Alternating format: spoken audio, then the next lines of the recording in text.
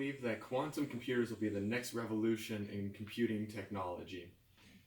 In an article posted on their website, Nature claimed that over 450 million have been invested into private research companies for the sole purpose of quantum computing. But what are quantum computers? What do they do? And what are they used for?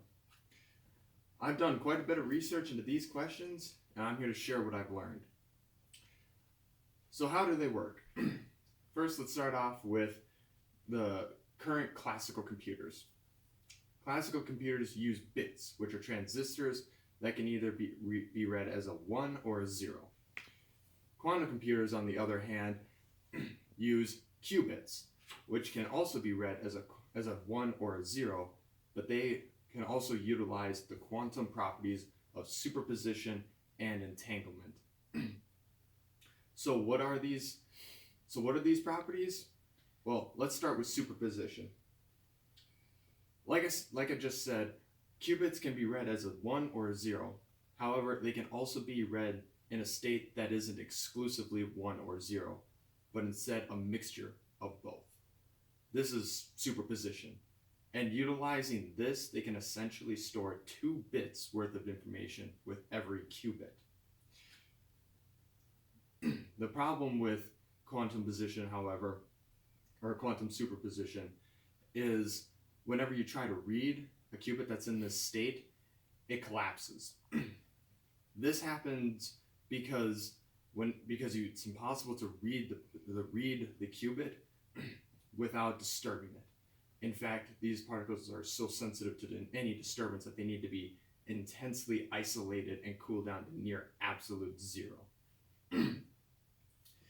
So, how do we read these? Well, I'll come back to that in a bit. First, let's discuss quantum entanglement.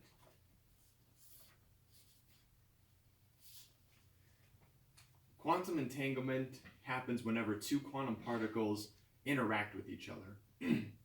When this happens, their states become interdependent on the other. So if you have 2 qubits that are entangled and you measure one and that one's got a state of 0, the other has to have a state of 1. The values are always different. They can never be the same. And this reigns true even in superposition.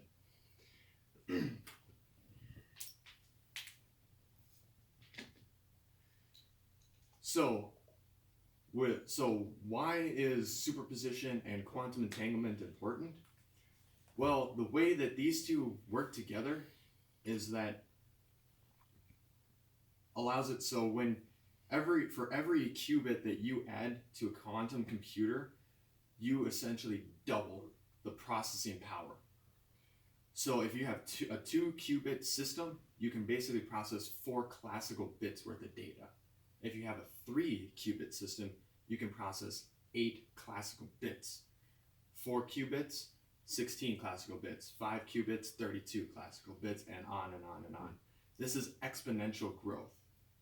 To put it into perspective, if you were to have 300 qubits, you could essentially process more bits worth of data than there are atoms in the universe. So, wait, how do you represent that much data if there aren't even enough atoms in the universe? Well, you can't. So to solve this, we need to develop quantum algorithms that are able to work with this data, utilize it, but by the end of it, reduce it down into just the base qubit states of 1 and 0. So then we can utilize all of that raw power, but then convert it down into something that we can actually store and represent. So how fast are these quantum computers? In a recent paper that Google released, they had a 52-bit quantum computer that solved the problem in 200 seconds, but would take a normal state-of-the-art classical computer 10,000 years. So they're pretty fast. Well, now that we know how they work and how fast they are, what are they used for? Well, they can be used for a wide range of things, from from reconstructing molecular components to encryption. Encryption is what I want to focus on for this speech, because I believe it's very important.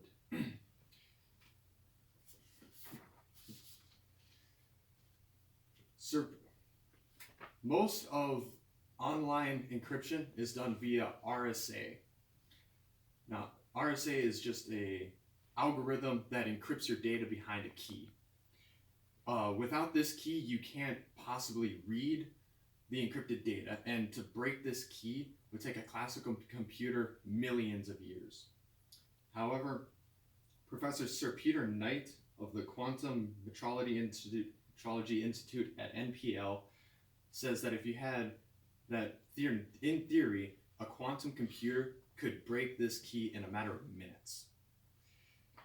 So that's pretty rattling, considering that as soon as quantum computers become mainstream, all of our current encryption is basically useless. So what do?